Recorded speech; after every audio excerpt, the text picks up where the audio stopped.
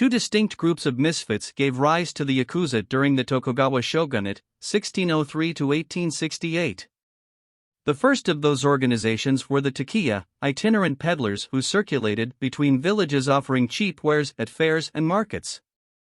The burakumin social class, which was actually below the four-tiered Japanese feudal social structure and comprised of misfits or non-humans, was where many tekiya belonged.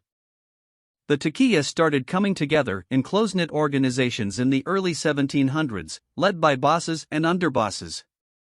The tekiya began to engage in customary organized crime operations, like turf fights and protection rackets, after being reinforced by fugitives from the upper classes. In a custom that has persisted to this day, tekiya frequently provided security at Shinto festivals and, in exchange for protection money, assigned stalls in the associated fairs. Between 1735 and 1749, the shogun's government appointed oyabun, or officially recognized leaders, in an effort to quell gang conflicts among various tekiya factions and lessen the amount of fraud they engaged in. The oyabun was given the privilege of using a surname and carrying a sword, which was previously reserved for samurai. The term oyabun, which refers to the boss's roles as the leaders of their tekiya families, literally means foster parent.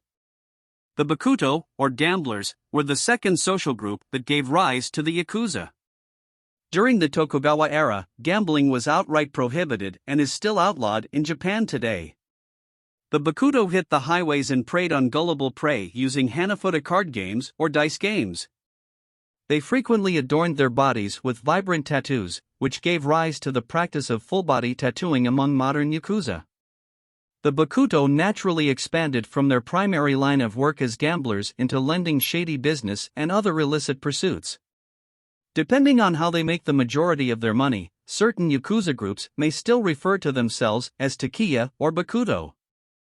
They still use the rites that were a component of the initiation ceremonies of the older organizations.